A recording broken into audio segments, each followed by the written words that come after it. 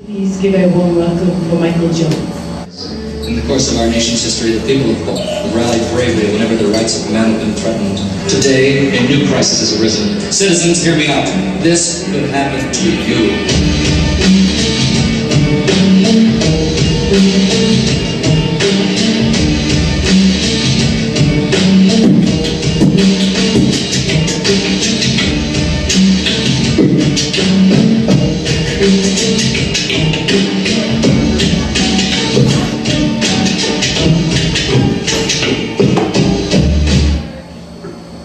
I have been a performer at times, but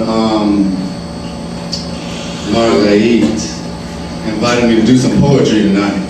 So I was walking around thinking of all these ideas to do like some, to do some improvisational character stuff. Yeah. But I'm like feeling shy right now for some reason. So C.R.A.B, baby. I'm going to tell you, I'm going to put it out there now, so maybe it'll come back to me. I have an idea for this character. His name is going to be Tino. I haven't figured out what, it's an acronym. I haven't figured out what the I stands for, but it's the I something or other, nice one. Tino. Do you know what I'm saying? Yeah. That he's a nice one, not one of them ones, you know what I'm saying?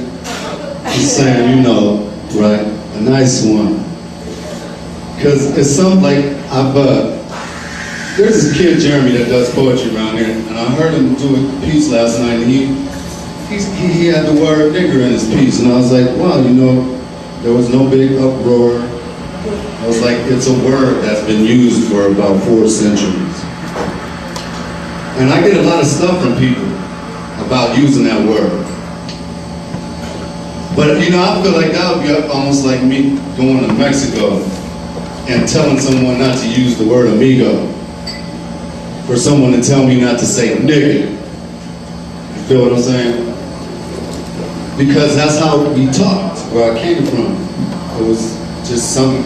I know all about the politics around it. I studied culture and popular culture and got a degree in sociology.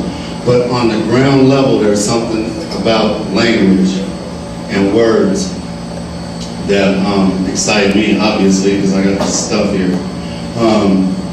Thank you all for being here, giving me a place. So whenever you see me, call me Tino. And my name's really Mykl, but because I want this character, because I was telling someone earlier that it's important for me, for no one else, to love the nigga in me, because I spend a lot of time like marginalizing him like he gets done by the main. We got to get that nigga, unless it's 50 Cent, we can make $1 trillion off of him. So what I'm gonna do, that's what I was thinking about doing. What I'm gonna do is, I had Dave play that thing. Did you guys hear? He said, this could happen to you. These are some kind of times, because they are some kind of times. What I wanted to say is that what happened to me probably wouldn't happen to you. What happened to me is that I was walking down the street. Anybody ever hear Richard Pryor? Anybody? You ever heard that story about the day he met God? He was walking down the street. I first met God in 1934. I was walking down the street. I said I was walking down the street. And this voice said unto me, I missed the line. He was eating a tuna fish sandwich, and the voice said, give me some of that sandwich. I was walking down the street. In case you didn't know, if you or anyone else you know needs drugs, and you're hard pressed to find them, you know where the Shambhala Center is? Apparently, right behind the Shambhala Center in the alley is a high drug area.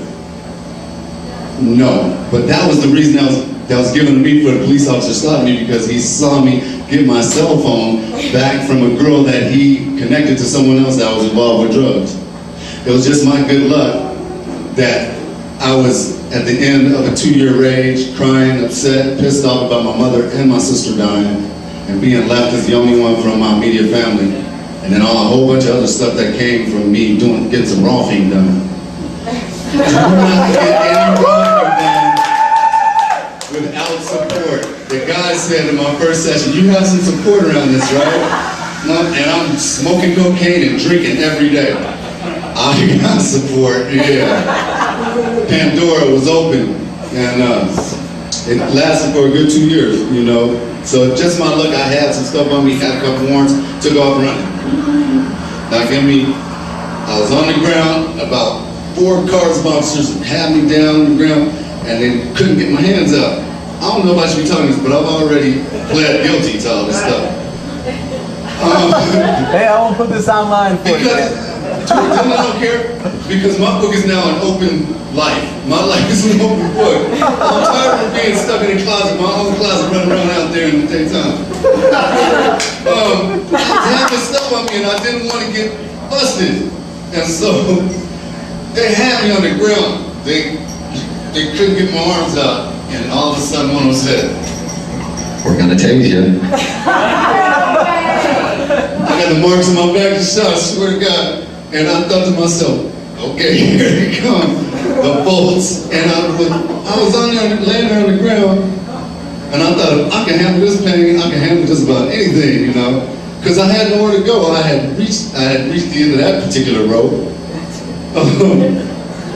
that I was trying to hang myself on, because I was just hurt, man. You know, I was thinking earlier that I wanted to say that I feel like I finally arrived here in Boulder because I have a therapist now. The thing about it is she's perfect, you know, but it just, for me, it brings up a lot of stuff around the stuff about who's able to get the attention they need. I mean, not everyone knows there's access or Mykl. There's places where there's people who are given help where it's needed. It's not like, that's not like the paradigm. Sure, let me show you right where the free help is. The free therapists are over here. And so and it's not against the people that do it, because it's what we're living in, this paradigm, predicated on dead ex-slave owners. Not all of them. Andrew Jackson was an Indian killer, but you know, it's just reinforced every time you pull out a bill. Now Ben Franklin, there's a reason he's on the what? The 100. He gets my thumbs up. But really, it's like, you know, that cha-ching, cha-ching, cha-ching, cha-ching. And what happens when you have no cha-ching? And so what happened for me while I was going through this journey at the retreat over there, they call it Boulder County Jail, because I've been to LA County Jail. And I'll tell you, I told one of the deputies one day, I want my money back. This ain't no jail, this is a rehab. But I was fortunate that when I finally, you know, that something like that happened, that I was in Boulder, because I was in this unit called Transition, and I had coping skills on Monday, anger management on Tuesday. No, coping skills and anger management on Tuesday. Thursday I had meditation. Prison Dharma Network goes in there once a week. And that's like one of the things that happened to me. I came to Boulder, went to the rope, started meditating.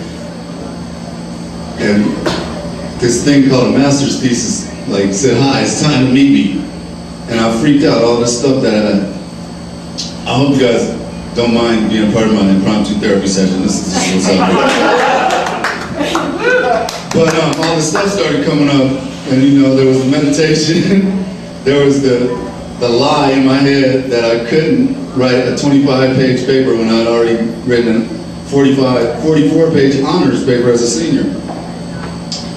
Anyway, I'm here right now, and thank you, Dana, David, and all you people here for, this is keeping me insane. I never want to become sane. Yeah. Not in this world, the way it is now. R.D. Lang said, he was a psychologist, a friend of Allen Ginsberg's. He said, to be insane in the insane world is the most sane thing one can be. So, on those lines, I'm going to read a couple pieces to you. Some of this is new. I've been writing a lot about stuff that happened to me. Stuff that's happening around me. This is just a little icebreaker. I cry often without hiding. Forgo thought and let felt sense get offended. Sometimes when the sugar is left out. Bitter coffee battles that hard to swallow pill. Love is a shapeshifter. Do you recognize medicine uncoated, straight, uncut, like P-Funk, Thelonious Monk, no chaser? Straight, uncut, like P-Funk, Thelonious Monk, no chaser.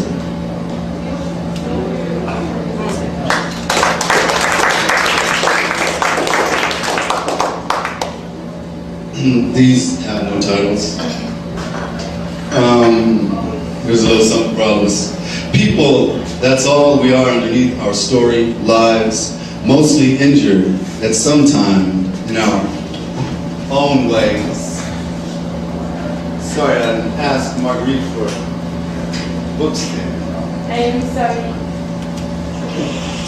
Our own ways, disconnected, detached from our basic brilliance, dimmed by dense light covering, blotting out our own suns, our own lives, precious in our own ways, unable so often to see the same in the next emanation of source, out here in our own little outposts, fighting sometimes gently or not, raging against that good night's dying of the light.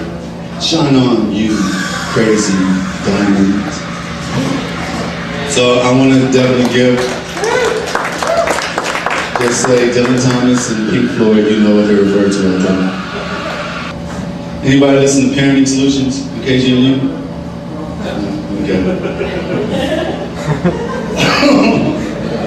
This is inspired by me listening to Parenting Solutions. It comes on Tuesdays, I think, every morning for a few minutes during the morning sound routine.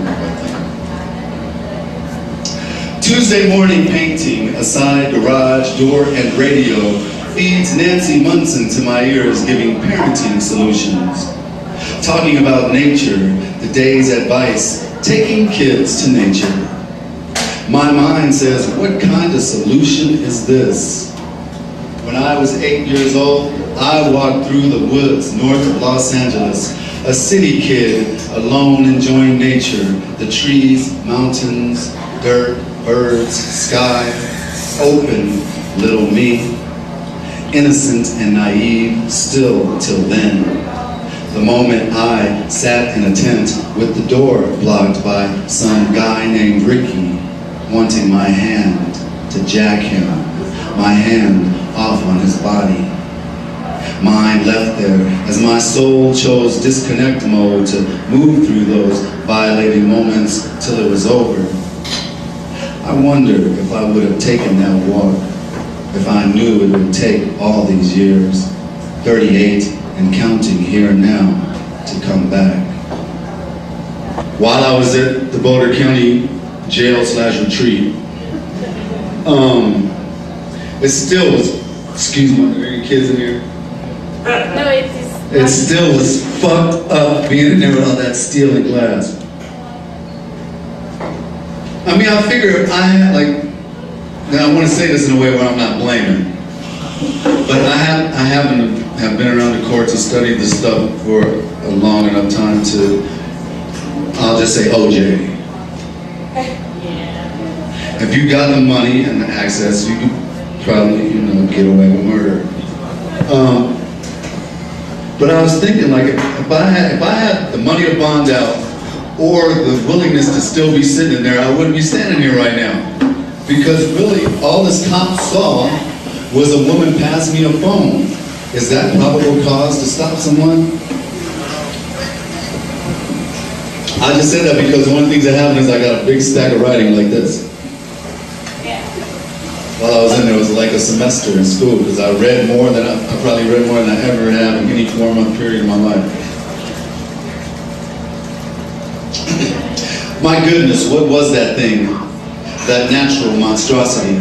Katrina was named some 2 years past. Here, these words collect on this page, inspired by the lost strains of a song called Levees. Blown with backing strings through the trumpet of Terence, Mr. Blanchard, or is that Monsieur Blanchard en française? New Orleans, or Orléans Nouveau, Louisiana du Leroy, Louis, sugarcane, Bourbon, Voodoo, slaves, Creole, Cajun, plantations, rivers, hurricanes. Speak. Who speaks for the unheard? Katrina, generations lost. Katrina, pictures, letters, curios gone. Katrina, no homes for many, sense of place gone. Katrina, when the levees broke. Katrina, where are the displaced? Katrina, once more this day, before I retire, he blows, Gabriel-like, his requiem for Katrina, a cry for the lost, lost, as I cry for theirs, for my loss, lost, awaiting survival's game. His horn blows, his horn cries, we, his horn and I, become one amongst the hordes of none. Sense overwhelms like a storm, a hurricane, a monstrosity, Katrina. So, once again, thank you all for the space for myself and others to do. Come out of our shells. And thanks for coming into my show, because I have a tendency to invite people into the closet. It gets lonely in there. And it's scary. The artist guy once said, verbatim, my mind is like a bad neighborhood. I have no business going in there alone. I read this article in ESPN magazine, and this came from reading that article. More than once I've heard pro sports, the NBA and the NFL too, mentioned in extended and interrupted breaths of thought with slavery. Personally, I agreed with what Jimmy the Greek said on CBS. Something about breeding that created a super race of super athletes. Then today I read an article in ESPN, the sports magazine. Liberty City holds half of Miami's black population. It feeds the football factory U, home of the Hurricanes. What irony given the disregard given Katrina and New Orleans. The more fortunate drive by every day from Miami International to South Beach. No notice given to the desperation and squalor, murder and mayhem, waft away through open windows if they were. No need for that. Just turn on the Saturday TV. There you'll see the lucky ones, the newest models, state-of-the-art Negro athletic specimens for your viewing pleasure. A finely tuned system, reminiscent of Rome, of bread and circuses, gladiators and coliseums. And I'll end with this one. Maybe the end of the world is supposed to look and feel like it's over, finally. I don't know how many times I have died in this lifetime so far, but it never seems like I've finally gotten it, used to letting go. So many moments held onto were better released, grieved, and maybe appreciated. Familiarity breeds contempt, inducing fear of unknown, darkened light to come. Through the end of each tunnel we arrive, having had what's come to end. Death, birth, and beginnings all come and go. Thank you.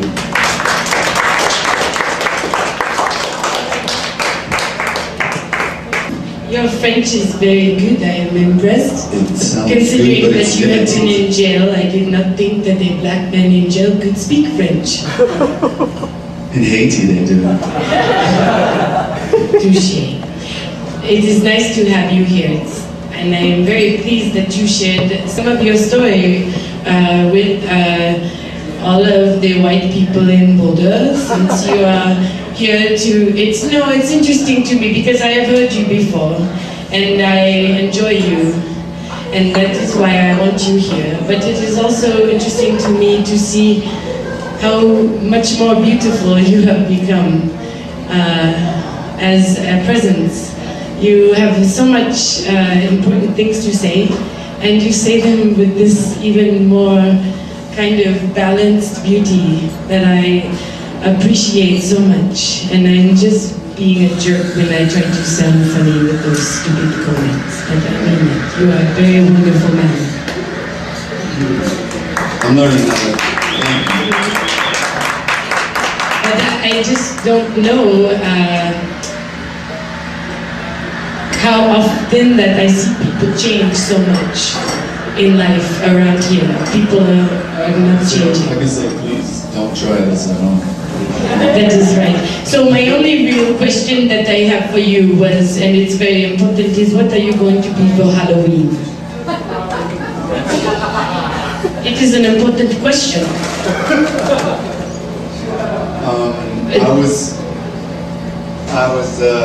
Someone suggested I dress in drag for Halloween. Actually, I'm tempted. Yeah. Except I'm really liking my mustache. I feel like if I do this, I have to. I can get the flesh tone makeup to come. No, but it will grow back. Have you had the same mustache since you were 13? I mean, it will grow back. You just shave it, it comes back. I just said in that poem, I'm trying to get used to letting go. I just want to say something to that stuff you were saying. That was so nice about me, to me. Living inside of it, I don't really see it. Because, well, there's a plethora of reasons. But I just want to say thank you for saying that's how you see me, because sometimes it's hard being the wild person. I just feel lucky that I haven't gone as far out as Bob Kaufman. If you don't know Bob Kaufman, who Bob Kaufman was, I wrote about this man in my thesis. And he was one of what I refer to as the 3 recognized black beat poets. Him, along with Amiri Baraka, who was known as Leroy Jones, and Ted Jones, J-O-A-N-S. But Bob Kaufman, he had so much going on. He just like end up, and he drank a lot, and he like did methamphetamine and stopped drinking. And he ended up in jail and getting electroshock and stuff because he was just channeling all this stuff, you know. He was not getting wolfed. Maybe he was. He didn't have any support. But yeah, it's like, I just want to say thank you, because I spent an unhealthy dose of time being Catholicized, and so I have a real rigid like judgment guy going on, telling me you're wrong and bad. No, you are not wrong. And there's plenty of people who will agree with him. So. You are beautiful, and thank you. And we will meet again soon. It is exciting.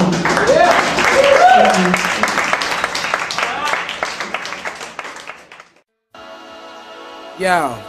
Invited me to do some poetry tonight. So I was walking around thinking of all these ideas to do like some, to do some improvisational character stuff. Yeah.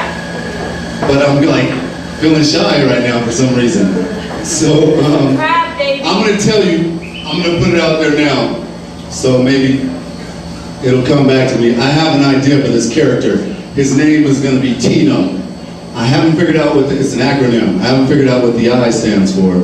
But it's the I something or other, nice one.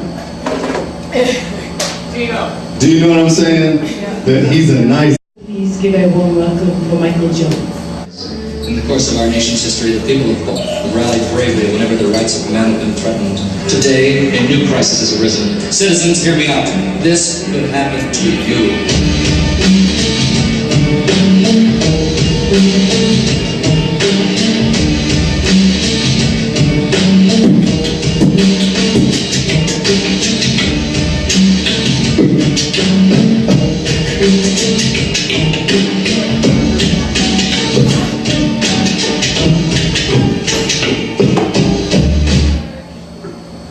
I have been a performer at times, but